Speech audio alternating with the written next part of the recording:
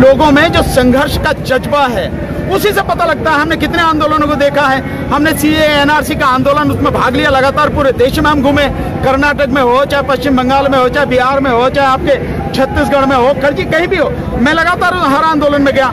और यहाँ का जो आंदोलन है जबरदस्त जज्बा है, जैसे उसमें था उससे भी कहीं ज्यादा जज्बा यहाँ पर है लोगों में। और ये एक चीज और ये भी कह सकते हैं कि ये सारी जो धरती है, जो हमारी पंजाब की धरती है, ये शहीदों की धरती है, इसलिए जो आंदोलन है बहुत मजबूत आंदोलन है। और यहाँ लोगों से बात करो, उनके चेहरे देखो, जो उनके हौसले बुलंद है, इसको देखने से लगता है कि वो बिल्कुल आर पार की लड़ाई के मूड में है और सरकार को पीछे हटना ही पड़ेगा, कानूनों को वापस लेना ही पड़ेगा। आपको नहीं लग रहा है कोई भी बीच का रास्ता निकलने वाला है, किसान मानने वाला? मुझे अरुण जी ये बताओ, बीच का रास्ता क्या होता है? हमारी सिंपल सी है, तुमने किसानों की पीठ में छुरा भोग के पिछले दरवाजे से आप ये कानून लेके आए, जिसमें किसी किसान से, किसी किसान संगठन से, किसी से आपने बात नहीं करी, उनके हित की बात कर रहे हो आप। तो हमारी सीधी सी डिमांड है, ये कानून आप वापस लो, जो एमएसपी है उसको आप कानूनी दर्जा पहुंचाओ, दिलाओ उसमें, और इसके अलावा हमारी कोई मांग नहीं है। तो सरकार को मानना पड़ेगा। इसमें जो इधर उधर का क्या मतलब है, बीच का या इधर का या उधर का, एक ही रास्ता है, आप मांगे हमारी मान लो, बात खत्म करो। उसके लिए बार बार काहे को वहां बुलाने की जरूरत है, जो वहां पे बुलाया जा रहा है विज्ञान भवन में। और मैं जानता हूं कि विज्ञान भवन में जिस तरह की कह रहे हैं कि जो किसान है 6 महीने का राशन लेकर आए हैं, बातचीत करने के लिए इंटरेस्टेड नहीं है। नहीं, हम तो कह रहे हैं इंटरेस्टेड क्यों नहीं है भाई, हमें जरूरत भी नहीं, आपसे बात ही मत करो। आप कानूनों को वापस ले लो, एमएसपी को कानूनी दर्जा दे दो, बात खत्म होगी। बात की क्या जरूरत है इसमें? ये सारी चीज हर कोई जानता, पूरी दुनिया में जानते हैं। और बात करने की बात है तो उसमें क्यों कर रहे हो एसी कमरे में? यहाँ आके नहीं कर सकते बात? क्या तुम एसी में ही पैदा हुए थे क्या? तुम भी तो किसान मजदूर की औलाद हो गए। यहाँ आके बात करो ना, आप जो भी बात करनी है, और बात सीधी सीधी है, उसे मानो और काम खत्म करो। क्यों ये दौर? ये सिर्फ इसलिए है कि कोशिश ये की जा रही है कि कुछ दलाल बीच में से इकट्ठे हो जाएं और उन दलालों के माध्यम से इस आंदोलन को खत्म करने की कोशिश की जाए। इसी तरह तरह तरह के आरोप लगाए जा रहे हैं। बात ये है सीधा सीधा, सरकार की नीयत अभी नहीं है, लेकिन सरकार ये जरूर समझ में आ गया है उसको कि ये आंदोलन बाकी जो आंदोलन है उनसे अलग है। और ये आंदोलन भी जिस तरह से सीए एनआरसी का आंदोलन पूरी मजबूती से पूरे देश में चला, ये आंदोलन भी अब धीरे धीरे धीरे धीरे पूरे देश में जड़ पकड़ता चला जा रहा है। और आने वाले समय में इस आंदोलन का रूप और भी जबरदस्त होने वाला है। तो सरकार को ये जरूर पता है, इसीलिए सरकार बात करने की बात कर रही है। लड़ाई लंबी चलने वाली। अच्छा, कितनी लंबी चले इससे क्या फर्क पड़ता है? आजादी की लड़ाई कितने सालों चली, तो इसमें क्या दिक्कत है? ये भी तो वही है भाई, वो अंग्रेज थे, ये काले अंग्रेज हैं, इतना ही फर्क है। तो ये लड़ाई भी आजादी की लड़ाई है और इस मोदी सरकार से मुक्ति की लड़ाई है। मैं समझता हूँ ये लड़ाई कितनी लंबी चले, लड़ाई चलेगी, कोई दिक्कत नहीं। कानून बता रहे हैं, कौन सा? कृषि कानून। जो आदमी सुबह से जिस समय से उठता है, शाम तक जिस समय सोता है, और मैं तो चाहूं कि शायद समरे में भी झूठ ही बोलता होगा, इसके अलावा कुछ बोलता ही नहीं है, वो आदमी पवित्रता की बात कर रहा है।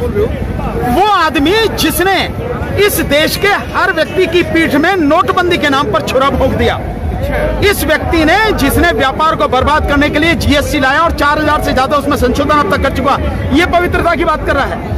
जिस उसके काले धन की बात कर रहे थे विदेशों वाले की, वो दुगना हो गया स्विस बैंक में, ये आदमी पवित्रता की बात कर रहा है। ये आदमी लोगों को गुमराह करके, झूठ बोल के, भ्रम में डाल के केवल इस देश को बर्बाद करने की बात करता है। तो पवित्रता कहाँ है? इसे पवित्रता से क्या लेना देना है? ये सारी स्थिति, इसको आप समझें। तो आप कह रहे हैं कि एक ही रास्ता है, अगर कानून वापस ले जाएगा तो आंदोलन खत्म होगा, वरना बिल्कुल सीधा, इससे कोई और, इसमें कोई दो रास्ते नहीं है। और कानूनी जमा जो हम एमएसपी की बात कर रहे हैं वो बड़ा जायज हमारा वो पॉइंट है। आप देखिए आज की तारीख में सरकार कहती है कि 23 जो फसलें हैं उन पर एमएसपी घोषित करती है। घोषित करने से क्या होता है भाई? तुमने घोषित कर रखा है धान का 1868 रुपए, मिल क्या रहा है 1200 रुपए। 1888 करेक्शन किया, धन्यवाद। 1888 कितना भी है, पर जो मिल रहा है वो क्या मिल रहा है? उससे 30% 40% कम पे मिल रहा है, बेचना पड़ रहा है किसान को।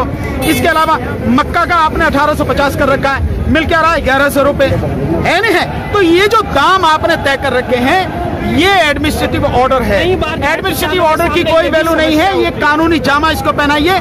जैसे आप अपने उन उद्योगपति जिनकी चौखट को मोदी जी चूमते हैं, जिनके तलवे चाटते हैं, उनके लिए हर बात के लिए कानून बनाते हैं। जैसे श्रम कानून उनके लिए बनाए गए, संशोधन किया गया। ये सारा जो है इसेंशियल कमोडिटीज एक्ट में जो संशोधन किया गया, उन्हीं के लिए किया गया। इसी तरह से हमें भी एमएसपी को कानूनी दर्जा आप दो, कानूनी रूप दो, तब हम मानेंगे हमारी बात हुई है। और जो कानून है उनको वापस लो, जो तीन बनाए आप। साथ ही साथ ये भी देखा जाता है किसानों के सामने बड़ी समस्या ये रहती है, अगर एमएसपी मिल भी रहा है तो उसका पैसा मिलने में 2 महीने 3 महीने लग जाते हैं। तो किसान के सामने इसलिए किसान सोचता है भाई अगर कोई कम पैसा भी दे रहा है, नकद दे रहा है, तो इसीलिए वो कम पैसे में। तो इसका मतलब इसका क्या समाधान है? सरकार पैसा भी देखिए, समाधान हर चीज का है, बशर्ते सरकार समाधान करना चाहे।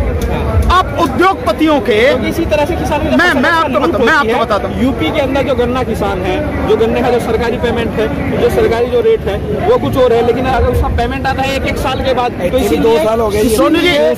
हाँ, इसीलिए जो है वो कोल्लू में बेच देते हैं 100-150 रुपए। अरुण जी, उसका देखिए दूसरी फसलों के साथ सरकार की नीयत नहीं है। मुझे आप एक बताइए, मैं बार बार ये बात कहता हूँ कि हम मार्केट से कोई चीज खरीदने जाते हैं, माना हमने चीनी खरीदी, तो हमने जैसी चीनी खरीदी तुरंत उसके दाम देने पड़ते हैं। जब किसान गन्ना दे के आता है तो उससे तुरंत उसका पैसा क्यों नहीं मिलता? क्या दिक्कत है? क्योंकि उद्योगपति कभी भी घाटे में नहीं जाता। उद्योगपति जो है कैसे आज चीनी मिल एक है तो कैसे 2 या 4 साल में उसकी 2-2 और 4-4 चीनी मिलें हो जाती हैं। इसी तरह से जैसे जो चावल की मिलें थी, आपने देखा होगा, जिसकी चावल की मिल आज एक है, उसकी जो है 5 साल में जाके साली और 5 मिल खड़ी हो जाती है। कैसे हो जाती है?